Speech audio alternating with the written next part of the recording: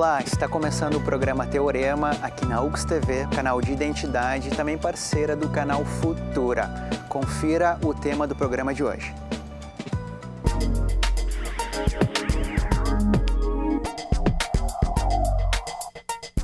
O Brasil tem uma história de corrupção. Nas últimas décadas, com a mediatização dos fatos, a sensação é de que se vive ainda mais essa situação. Nesse sentido, a questão da ética tem, cada vez mais, assumido uma centralidade na discussão política. Algumas pessoas acreditam que a estrutura política contemporânea faz com que mesmo seres dotados de ética se corrompam ao entrar no meio político. Outras acreditam que se a pessoa tem convicção de seus valores, não irá se corromper. Diante disso, o teorema de hoje questiona: há diferença entre os valores éticos na vida privada e na vida pública? Quais são as diferenças dos valores éticos na vida privada e na vida pública? Essa é a questão do programa Teorema de hoje. Para a nossa conversa, recebemos 3 convidados. À minha esquerda, o professor João Carlos Brum Torres, coordenador do mestrado em Filosofia da UX, bem-vindo. Professor Edson Marques, coordenador do curso de Direito aqui da UX, bem-vindo, Edson. E Amanda Krieger, acadêmica de Direito e também vice-presidente do Diretório Acadêmico, bem-vinda. Professor João Carlos, começo a conversa com o senhor. Hoje nós nos propomos a conversar um pouco sobre ética, diferenças da ética na vida pública e privada, mas acho que seria interessante começarmos o que é ética.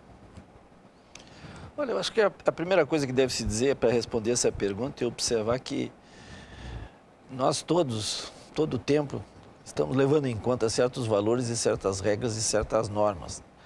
De modo que a ética é uma dimensão da vida. As regras que orientam o nosso comportamento, as nossas decisões e as atitudes que a gente toma com relação aos outros. Naquilo que diz respeito ao reconhecimento de certos direitos e de certos padrões de comportamento que se entende que devam ser observados. Se expressa na nossa vida muito corriqueiramente, nas avaliações de valor que a gente faz das pessoas. Esse é uma boa pessoa, essa é uma má pessoa, esse tem um bom caráter, esse tem um mau caráter. Se aparece nas regras que a gente leva em conta na vida cotidiana, por exemplo, ao educar os nossos filhos, a gente diz: não faz isso, não faz aquilo, não te apropria, não pega o brinquedo que é do outro. Não é? E também se expressa e aparece na nossa vida em certos sentimentos, como, por exemplo, quando a gente tem uma indignação ao ver, para dar um exemplo qualquer, também corriqueiro, alguém que é maior e mais forte, maltratar um outro dos nossos semelhantes, uma pessoa mais frágil e com menos condições de revidar. Ou então quando a gente fica ressentido por ter sofrido uma injustiça, por se ver vitimado por ações injuriosas ou por comportamentos agressivos da parte de terceiros. Essa é a dimensão que eu costumo chamar de ética vivida. São as diferentes dimensões em que a gente, no nosso dia a dia, se vê às voltas. Isso é muito frequente, muito comum e faz parte da vida de todos nós. Né? Certo. Isso é a ética. Professor João Carlos, e as diferenças da ética na vida pública e vida privada? Isso é um tema difícil e requer alguma explicação histórica, sabe? O meu ensaio aí, o meu capítulo, eu suponho que você esteja me perguntando isso, porque o capítulo no Manual de Ética, esse livro cuja elaboração eu coordenei, o meu capítulo é sobre esse assunto. Chama-se Ética, Política e Direito. Eu começo esse capítulo chamando a atenção e lembrando que Aristóteles tem uma passagem onde ele diz que as virtudes que fazem um homem bom são as mesmas que fazem um bom cidadão. Essa lição, né, e essa indistinção entre os valores da vida privada e da vida pública é muito peculiar ao contexto grego e tem a ver também com o fato de que na Grécia a vida privada, aquilo que tinha valor na vida privada era na verdade ter vida pública, de modo que essas duas coisas estavam muito juntas.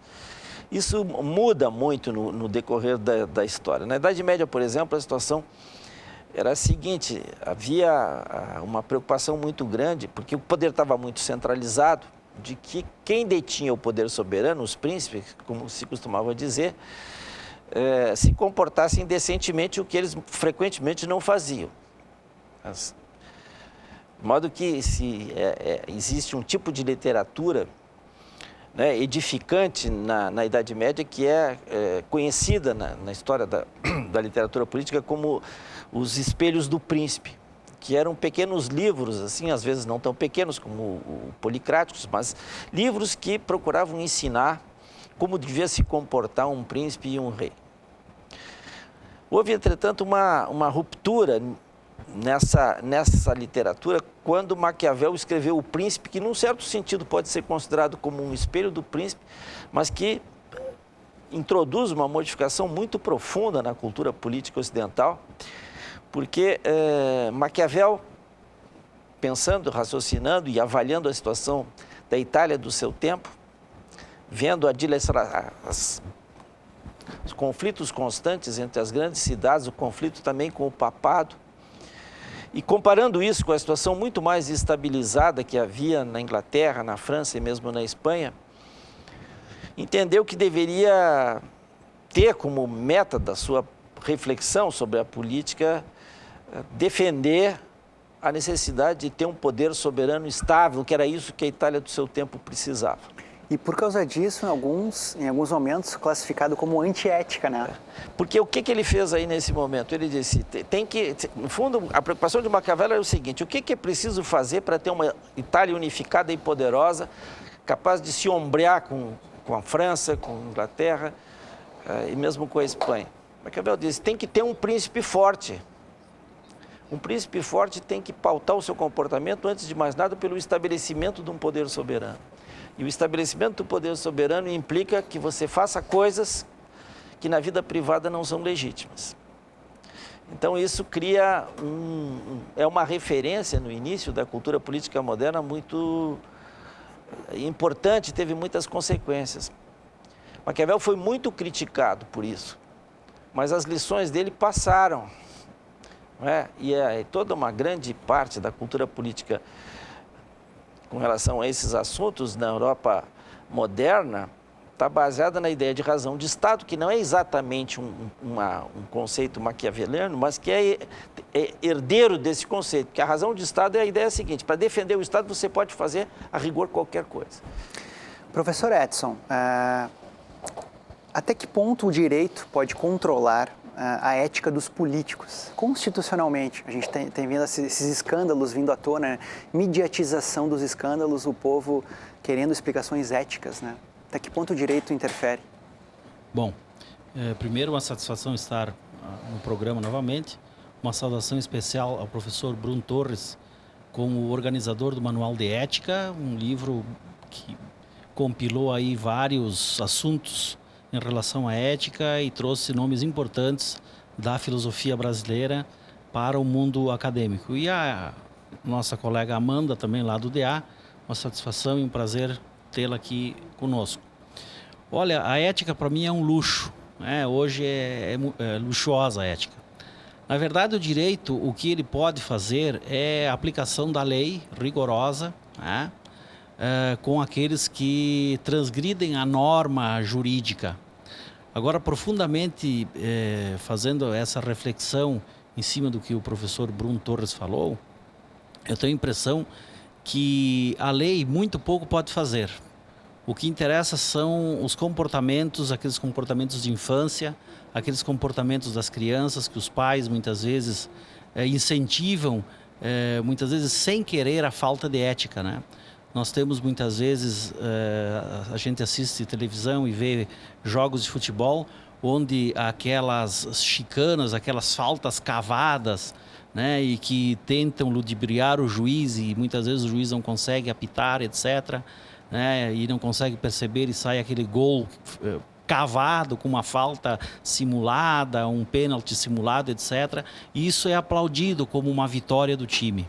Isso é uma falta de ética profunda, né? Diferentemente do tênis, né? Que o jogador acusa quando Então nós temos uma dificuldade grande e a legislação em si ela não tem o que fazer a não ser a aplicação pura e simples da lei. O grande problema é o seguinte: se os construtores da lei são os primeiros a não terem ética, é um pouco temerário também que a legislação que construam tenha no seu conteúdo uma finalidade ética consistente. Essa é uma grande questão também que se demoraria muito tempo para debater. Amanda, o que você pensa? Eu concordo plenamente com o que o professor Edson falou. Eu acredito que o direito tem, sim, dever ético, né? Porque, afinal de contas, a gente legisla e a aplicação da lei vem das leis que nós formamos. Só que é muito difícil tu criar uma lei e impor a uma sociedade que não tem valores vindos de berço. Então, eu acredito que o direito pode, sim, legislar, só que é muito difícil fazer isso, sendo que a ética vem de muito antes, né? Vem do berço, vem da criação da pessoa. Então, o direito pode legislar e fiscalizar, é a única coisa que o direito pode fazer. Professor João Carlos, volto ao segundo bloco com o senhor. Falamos um pouco do viés filosófico em relação à ética. Queria que você falasse também um pouco sobre a parte do direito também, né? Que tem muito... Marcos, o que eu queria complementar é o seguinte. Eu disse há pouco, né, quando estava fazendo essa reconstituição histórica, né, que a partir do Maquiavel e depois nas doutrinas da razão de Estado, veio se estruturar essa ideia de que o poder soberano pode ter atitudes, adotar políticas e decisões que podem vir a contrariar a moral comum. E no meu capítulo ali eu apresento vários exemplos disso. Por exemplo, uma conversa do Papa Clemente VII com o embaixador da França, que era o cardeal Dossat, a respeito do descontentamento do Papa com os acordos entre os franceses e a Rainha Elizabeth da Inglaterra. E o Papa diz a ele o seguinte: primeiro que ela não tinha, que o rei, que o Henrique IV não tinha obrigação nenhuma de cumprir aqueles acordos, porque afinal de contas tinham sido feitos com uma herege. E que além disso, ele deveria prestar atenção para a diferença que há entre um homem, um nobre, faltar com a sua palavra e ficar desonrado na vida privada, e um soberano, que este pode, em função das razões de Estado, quebrar a sua própria palavra. Tá? Dou vários outros exemplos inclusive Montaigne, que diz lá numa certa altura, que diz o seguinte: em todos os governos, em todas as administrações, tem cargos que são abjetos, né? Se eles são necessários para o bem comum, diz o Montaigne, bom, que outras pessoas com outro tipo de espírito e de caráter os pratiquem, nós vamos ficar fora disso. Mas o que eu queria dizer é o seguinte, que esse tipo de cultura, que na verdade está presente até os nossos dias, por exemplo, hoje, na defesa dos interesses de Estado dos Estados Unidos, recentemente houve um escândalo de que os direitos à privacidade das pessoas em todo o mundo, inclusive de outros chefes de Estado, foram violados. A razão para isso é uma concepção de que os interesses dos Estados Unidos e que a defesa do bem dos Estados Unidos deve ser observado, defendido a qualquer preço, inclusive com a violação dessa regra da privacidade. Passando por cima, né? Tem outros exemplos muito comuns, por exemplo, assim, no combate ao terrorismo, não é? Também feito, estou dando os exemplos dos Estados Unidos, mas poderia dar exemplos de outros países, né? É que são os mais flagrantes e os mais recentes e a gente os conhece melhor. Sempre tem danos colaterais, né? Você vai lá para atacar uma pessoa que fez um ato terrorista, mas frequentemente tem pessoas inocentes que são vitimadas. Então tem essa discussão nos Estados Unidos sobre se os danos colaterais são admissíveis ou não. Tá? Então aí eu queria voltar à questão do direito. Isso é uma coisa assim consolidada assim, na prática política e, em parte, também na doutrina política, que orienta o comportamento dos poderes soberanos. Nos casos de guerra, isso é evidente, né? Por exemplo, Churchill, que talvez um dos maiores ícones da democracia contemporânea, defendeu a Inglaterra contra o nazismo. Churchill disse, vamos terminar com Dresden, população civil na Alemanha, porque essa é a maneira de terminar com essa guerra. Então, esse tipo de problema é muito sério. O que acontece? Por que eu acho que o direito é muito importante, né? Porque o direito fez ponte, no decorrer da história, entre os valores éticos e a política. Foi o direito que começou a estabelecer limites formais para a ação do poder de Estado. Isso, na história da Inglaterra, é muito antigo. Quer dizer, desde da Magna Carta, quando os magnatas, os grandes nobres da Inglaterra disseram: para de nos desapropriar, de te apossar dos nossos bens. de julgar pessoas injustamente, de aprisionar pessoas porque tu não gosta, respeita certas regras, tá? Isso se desdobrou ao longo da história da Inglaterra, é longo aqui, não poderia reconstituir. Depois, esse mesmo tipo de pensamento, essa ideia de que o exercício do poder do Estado tem que estar regulado por certos princípios, veio a ser consagrado com o movimento constitucionalista, primeiro ao tempo da Revolução Francesa, da Revolução Americana, e depois no desdobramento do constitucionalismo moderno, cuja razão de ser justamente estabelecer limites e regras que o poder do Estado tem que respeitar. Eu queria também agora voltar, deixar um pouco essa consideração mais abstrata e conceitual e olhar um pouco para a situação que nós estamos vivendo hoje. Nós estamos vivendo uma situação na qual justamente o direito está fazendo valer esses limites.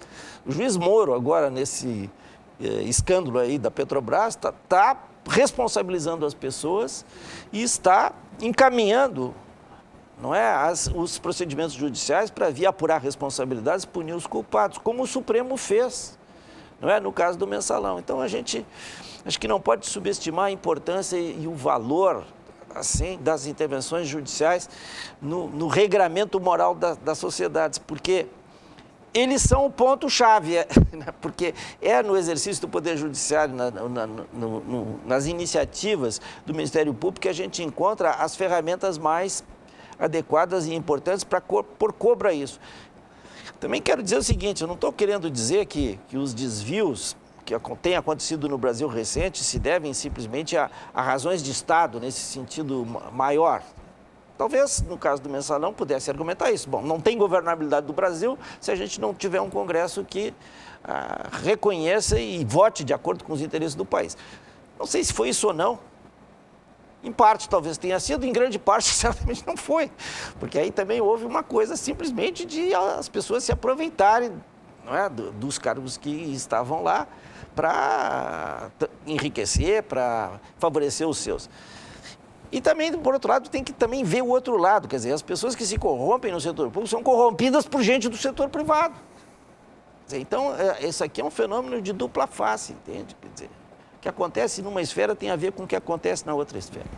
Amanda, no curso de Direito vocês têm as disciplinas que tratam a ética, né? Você, inclusive, está fazendo uma, né? Eu queria que você comentasse um pouco sobre isso. Claro. Dentro do Direito, nós temos várias disciplinas filosóficas e éticas que casam muito, né, com o direito, porque, afinal de contas, o profissional do direito precisa ser ético para poder legislar e fiscalizar os outros. Porque o profissional, se não for ético, não tem moral, né, para legislar, para julgar, enfim. E essas disciplinas, elas são bem importantes porque ensinam a tratar o ser humano. Elas ensinam o profissional do direito, que muitas vezes é mecânico, que é muita teoria mecânica, e ensina o profissional a tratar o ser humano, a entender o ser humano, para poder, sim, ver até que ponto é ético as atitudes, até que ponto o ser humano pode chegar para conseguir atingir os seus objetivos dentro não só da vida privada, mas da vida pública, né, como é o tema que a gente está tratando hoje. Então, eu acho que é bem importante o fato dessas disciplinas estarem dentro do nosso curso, para nós aprendermos mesmo a chegar a que ponto a gente pode chegar para conseguir atingir os nossos objetivos e sermos éticos dentro da nossa profissão e dentro das outras profissões com que a gente trata no dia a dia. Professor Edson, quais são as possíveis contribuições do direito para a questão da ética, além das já existentes? Olha, a contribuição do direito justamente é poder regrar os comportamentos das pessoas. Eu estava recordando agora quando o professor Bruno Torres falou sobre os Estados Unidos, sobre a questão de guerra, por exemplo, nós temos a lei do abate aqui. A lei do abate permite que peremptoriamente o Estado possa ordenar, o Ministério da Defesa possa ordenar a derrubada de um avião suspeito de estar conduzindo algum material tóxico ou que esteja transportando armas, coisas desse tipo, sem julgamento, né? Pode derrubar e está justificado, razões de Estado, portanto. Mas o que me chama bastante a atenção é o seguinte, que o direito, eu acho que a grande contribuição do direito para que as questões éticas elas possam estar sendo bem observadas, é que nós temos um país que o nosso mito fundador é um mito fundador da estratificação social. E nós temos tido legislações pelo menos nos últimos 20 anos, legislações bem importantes com relação a a uma melhor adequação social das camadas sociais. Isso é muito importante. Eu acho que diminui os efeitos deletérios da falta de ética, a possibilidade, né, dos estratos sociais serem mais igualitários, se é que dá para se dizer que nós chegamos já a algum estágio nisso, eu acho que bem importante, né? Nós temos as classes menos favorecidas que nos últimos 20 anos conseguiram se soerguer, né? Isso os números do IBGE e do BNDES mostram isso de forma bastante significativa, e eu acho que todo o trabalho social dos governos e das legislações, principalmente no sentido das acessibilidades, né? dos programas sociais estabelecidos pelos mais diversos governos que passaram nesses últimos anos, eu acho que isso contribui de uma forma muito significativa. O acesso, por exemplo, às universidades, por exemplo, com esses programas ProUni, FIES, etc., todas essas bolsas, né, milhares de pessoas estão conseguindo ter acesso aos bancos escolares de uma forma gratuita, de uma forma importante, estudando aqui na nossa universidade, no curso de Direito, que teve nota 5 do MEC. Então, todas essas pessoas que há pouco tempo não conseguiam, hoje conseguem. Eu acho que isso é um ganho ético importante social. Agora, o direito, ele, como disse o professor Bruno Torres, ele é o grande emulador da ética, né? O grande emulador. Mas a minha preocupação sempre é aquela: se aqueles que legislam, né, não são tão éticos, né? Até que ponto, né, esse ferramental que é criado, né, que é gestado no legislativo, né, ele consegue ser efetivamente ético, né? Essa é uma pergunta que fica, e com certeza o programa nós não vamos conseguir discutir isso aqui. Professor Bruno Torres, infelizmente estamos chegando ao final, mas em 30 segundos eu queria uma previsão. O senhor acha que futuramente conseguiremos reduzir essas faltas éticas na vida pública? A resposta é positiva. Eu acho que sim. Eu acho que nós estamos fazendo uma espécie de aprendizado também da democracia brasileira.